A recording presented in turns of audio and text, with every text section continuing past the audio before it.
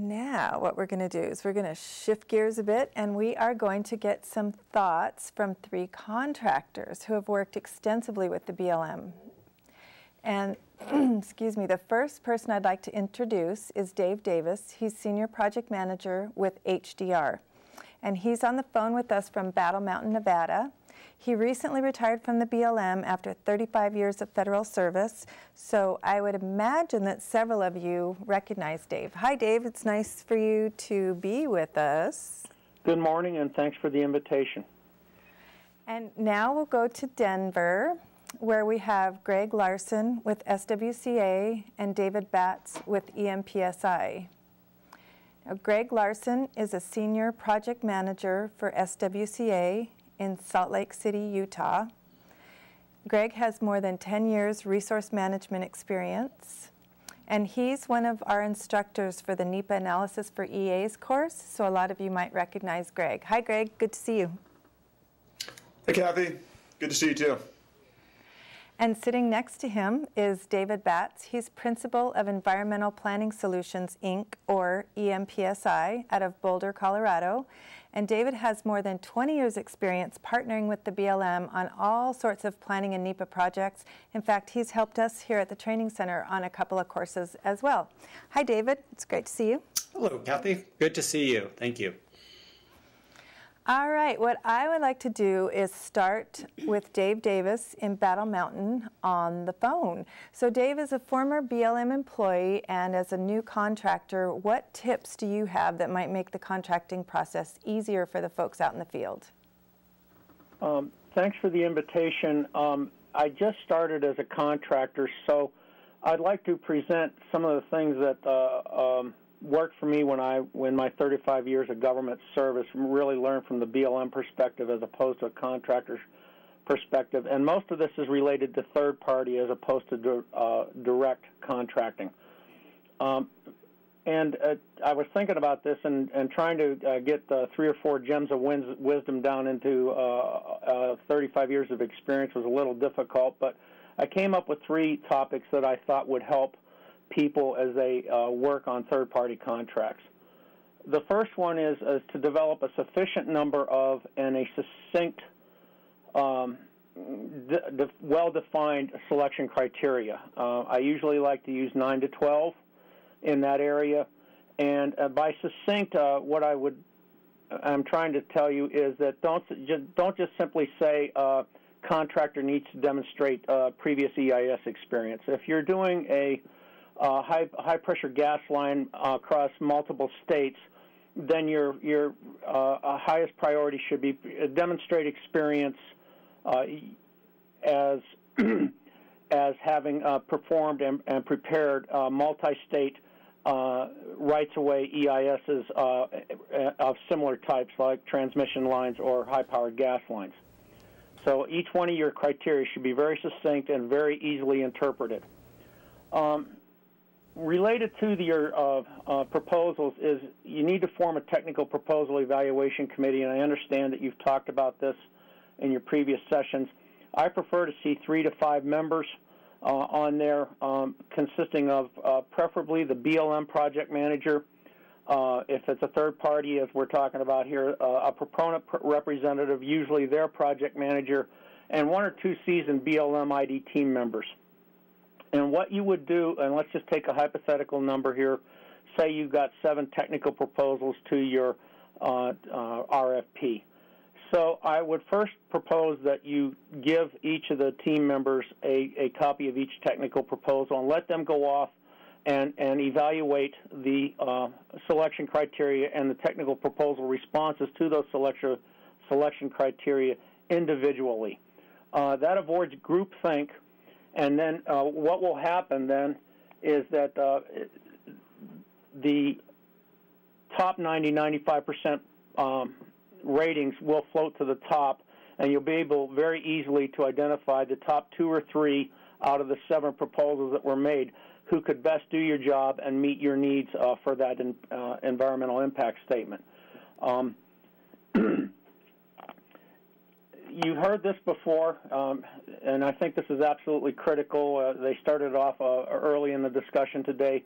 The NEPA document is the BLM's document. The BLM is ultimately responsible for the content of the NEPA document and the decision. And that's absolutely true in third party. Sometimes I think we lose sight of that, at least in a particular couple instances in Nevada I know we have. Related to that, and to make sure that you have a strong defensible document, I think the final tip I have to offer is that you have to have a strong BLM project manager. They have to have an excellent understanding of the NEPA process. They have to have an excellent understanding of case law. And in my view, most importantly, they have to have excellent leadership skills. And how do you get leadership skills? Well, the best way that we found in my years of working in Battle Mountain was that we provided mentors. We took a seasoned, well-seasoned, highly trained, and highly competent project manager, and we tied them in with somebody new that was going to start taking over projects. And they participated in some of, for instance, in my projects, and I sat in on some of their new projects. And we walked them through for a year, 18 months, over 3 or 4 projects. And that's one of the best ways I know to learn how to develop leadership skills and project management skills.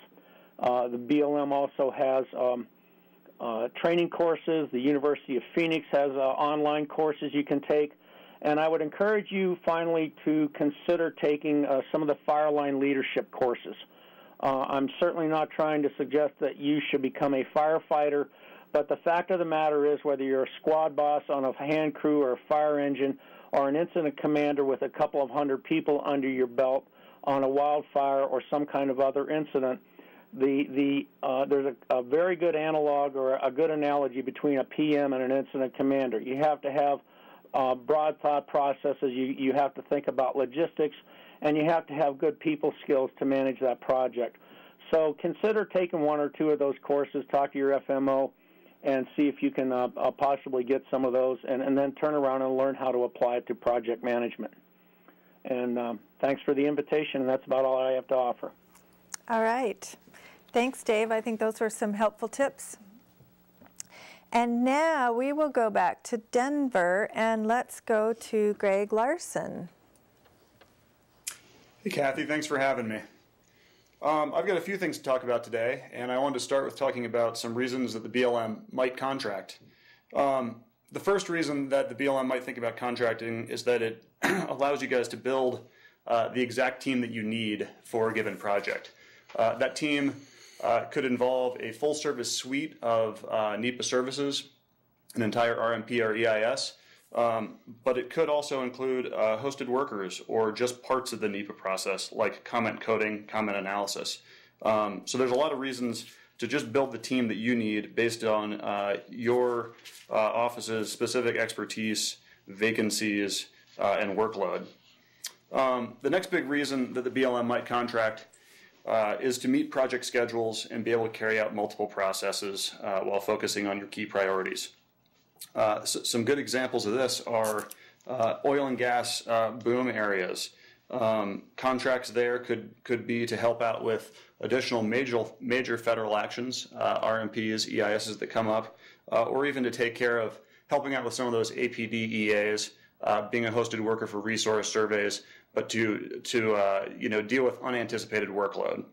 A last great example is regulatory changes. Sage-grouse right now is resulting in a lot of work for the BLM, preparation of programmatic EISs, RMP amendments.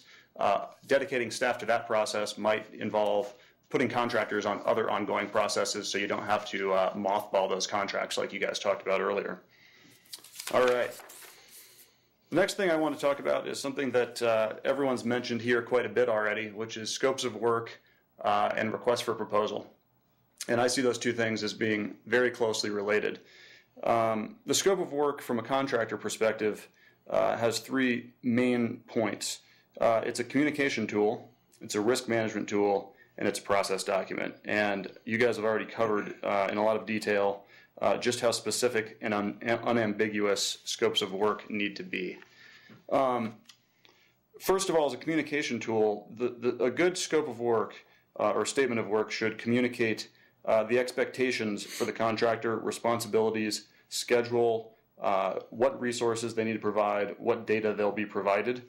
Having a contracting officer and officer representative on this program has been pretty insightful as far as risk management and change management. A good scope of work is a risk management tool both for the contractor and for the BLM, so they can accurately plan their budgets and really set forth the assumptions for that scope of work in case of change or uncertainty on a project. NEPA projects do have a lot of uncertainty. The public is involved, and you never know exactly what you're going to hear from them. And so you need to define those assumptions and build some cases in there to manage that risk on both sides. Lastly, a good scope of work is a process document. It really lays out who's going to do what, when they're going to do it, how they're going to do it, the workflow, things like reviews, and there's no ambiguity about who's responsible for what part of the process. Ideally, an RFP also has a lot of those same details. The thing that I've seen that's the most helpful from the BLM is when the BLM is very realistic about the level of support that they need on a given project. That may be based on other ongoing projects or priorities in that office. It may just be based on the level of experience of the staff that are going to be involved there. Do they need a little bit more support from the contractor or a little less support from the contractor? It's important to know that because those are the kind of things that come up as change further in the contract if they're not spelled out in a request for proposal. Another thing that I've seen that's very helpful is to streamline the RFP process by only asking for the information you need. On something where the technical approach is very well defined and included as a scope of work in the request for proposal, maybe all that's needed is a statement of qualifications and a brief cost proposal based on that technical approach. That streamlines the contractor side and the BLM review side.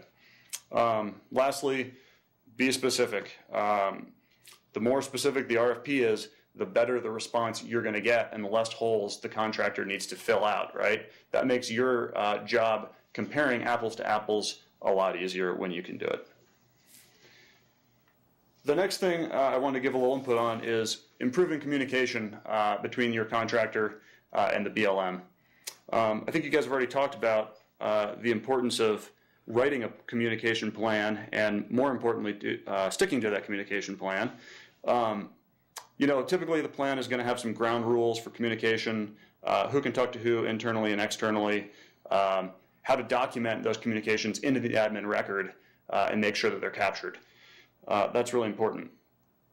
The next point is to use a knowledgeable and supported BLM project manager. That's been stressed a lot by a lot of the presenters, and I can't overstate that. What makes a great BLM project manager? It's someone who understands the scope and the services being offered. That allows you to build a level of trust with the contractor because you understand what the contractor is going to be giving you and your expectations. That makes the process of forming a rapport and a level of trust with the contractor much easier. They also know how to involve decision makers at the right time in the process. They understand who the decision makers are above them, how to get their buy-in on processes early so there are no surprises late in the process. And they understand the team they have working at their disposal underneath them and what kind of support they're going to need. So having a really strong BLM project manager is very important to the communication process.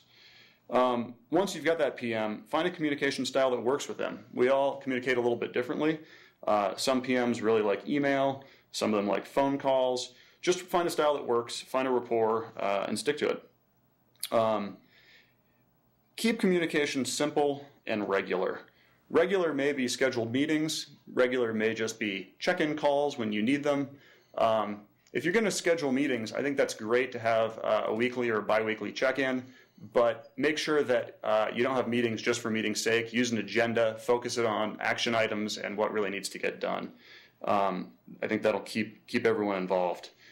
For more complex communications, think about using a memo or a call or a meeting to clarify exactly what needs to happen rather than trying to shoot an email about a really complex thing. One of the BLM project managers I've really enjoyed working with, his motto is major on the majors, minor on the minors, and I think that's great advice. As far as managing deliverables, I've got a couple of tips there. The first one there is to make sure you build in time and budget for meaningful BLM review. That is BLM's primary responsibility in a contracting situation, is to review the product and make sure that it meets the standards of the regulatory process you're engaged in and of the contract. And so make sure that you build that time in. Just as importantly, make sure that your review team understands what they need to provide in that review. Not all reviews are the same. In the EA class, we teach a broad scale, a mid scale, and a fine scale review. And a lot of times with your team, you're really asking for that technical, limited, mid scale review. And make sure that you understand exactly what your expectations are from the review team so they stay on track and don't waste their time. Lastly, coordinate the reviews. Tell people early that the review is upcoming. Get it on the schedule. Build it into your detailed Gantt project schedule so that everyone knows what the expectations are and when it's going to happen. The last thing I want to talk about just a little bit is managing the project file, the administrative record. You guys have covered this very clearly. From a contractor's perspective, we like to know what your expectations are and then develop a simple process to meet those expectations.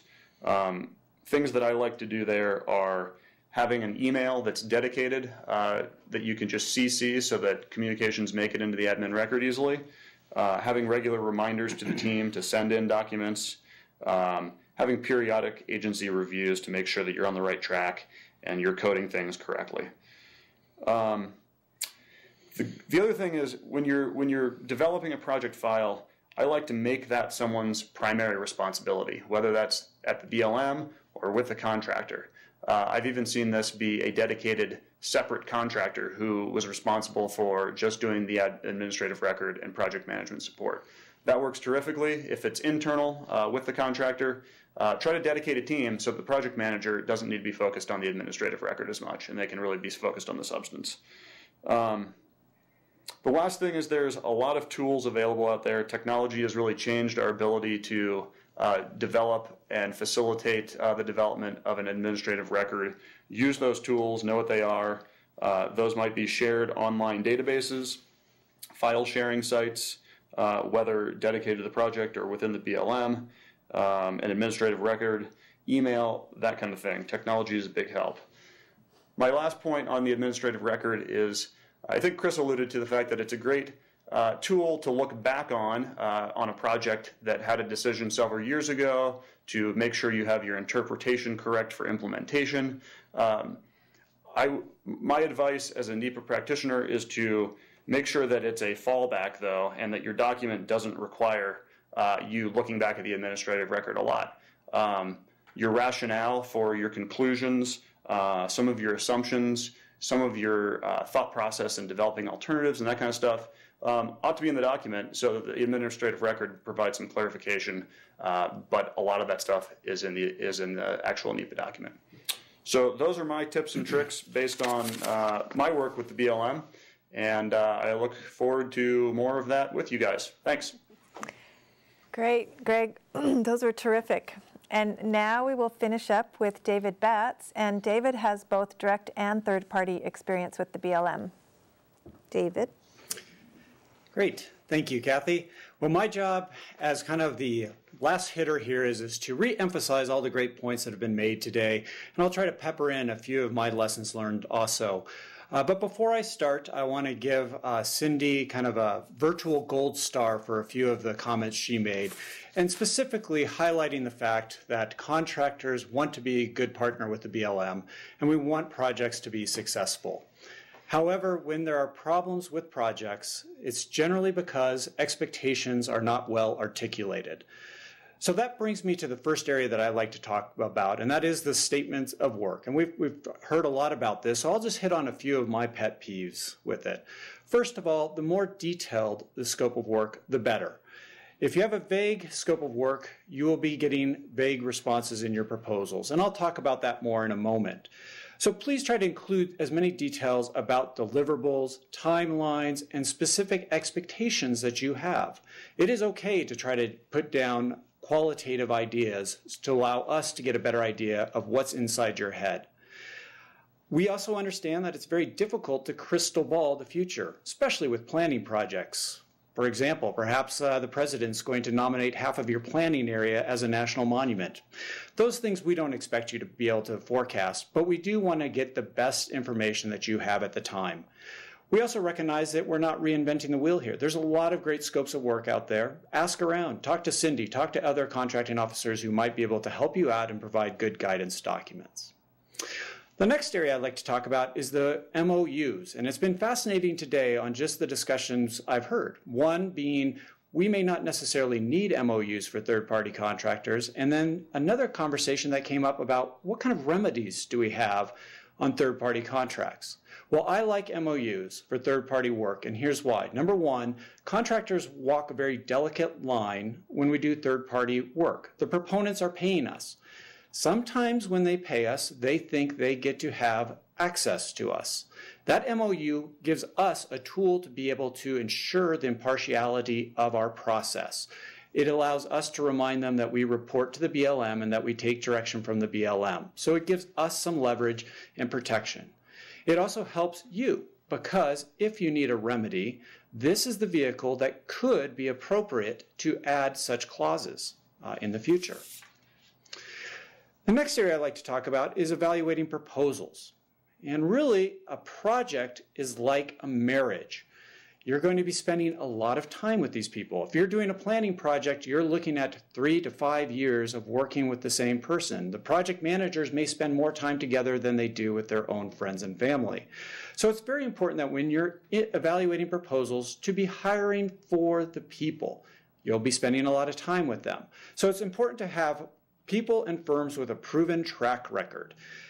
You'll have your past performance to rely upon, but it's really important to go ahead and try to get other references. Luckily, it's a small world out there.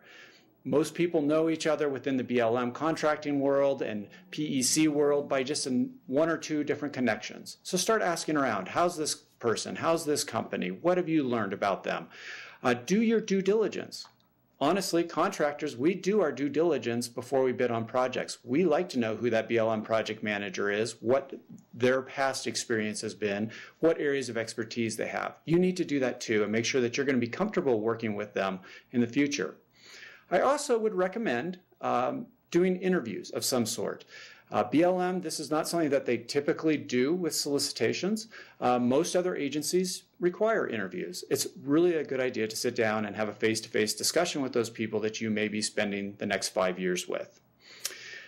Lastly, be sure that you understand and take a hard look at the technical approach and the assumptions in the proposal.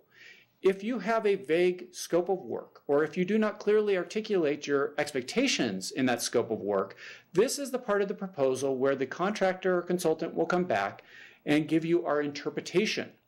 It's very important that you understand our interpretation and the differences of assumptions and interpretations between those proposals on the table. You may find that you have apples to oranges when you do this type of analysis.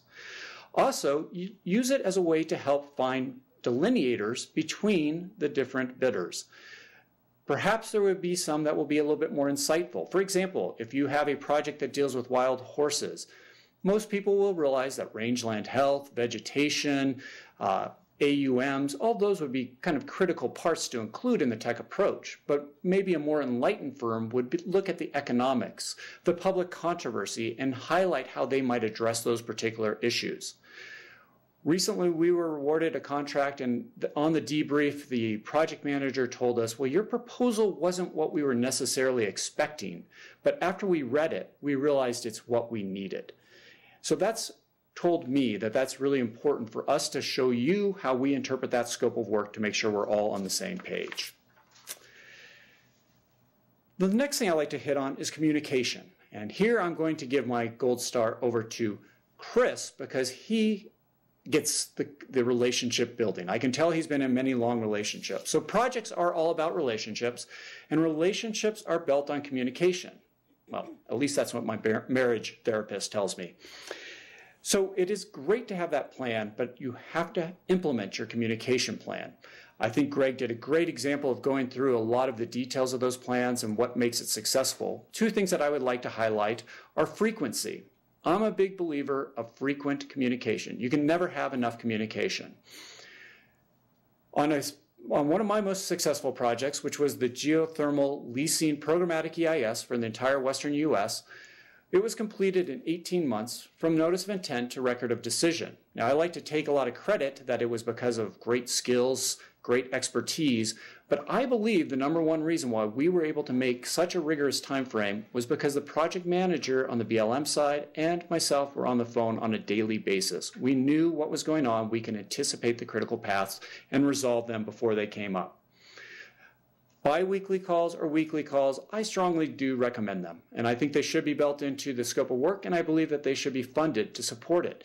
You may be surprised that you don't think you have anything to talk about, but once you start talking, you realize that there are issues on it. Second part of the communication plan is the chain of command. It is very important, as Greg mentioned, to make sure that you have that chain of command. I believe that BLM ID teams and consultant ID teams should interact fairly unconstrained. But we do have problems sometimes when those teams start to form new direction that's not in the scope of work. So we need to make sure that chain of command brings those communications back up to the project managers to make sure that it is properly addressed in the scope of work. Lastly, I'm going to bring this full circle to where we began today and wrap it up with administrative record. Many excellent points have been made today. I'm going to leave you with just two takeaways, and I'm going to give Molly a great big gold star for one of my major pet peeves with administrative record, and that is not starting early enough. And Molly's point was, get that index right at the beginning. No matter what project we do, even if it's not in the scope of work, the first thing we come up with is our administrative record index. We provide that to all of our team members, all the BLM team members, so we're all on the same page of how to set up our files from the get-go. Makes data transfer much easier, and it sets the stage for compiling that record much more smoothly. Greg mentioned a whole bunch of good technological ways of getting that information, since most of it's digital nowadays, into the record. There are some security concerns, both on us being able to access BLM sites and you all being able to access some of our sites.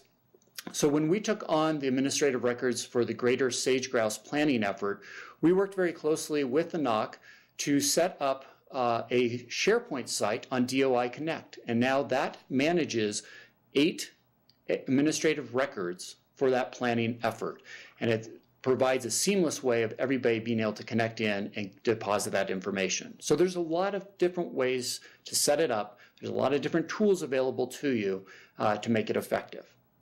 So with that, I'm going to wrap up. I want to thank Kathy for pulling together this consultant team panel. And for that, I'm going to give her a gold star for everything she does. Thanks, David. That was great. And you know, I heard a lot of the same thoughts from the perspective of contractors that we've been saying, but I did hear one thing new. What I heard was, I think instead of playing the game 6 Degrees of Kevin Bacon, maybe we could play 6 Degrees of David Batts, because he said all the contractors know each other and we think BLMers all know each other, so we can see how connected we are.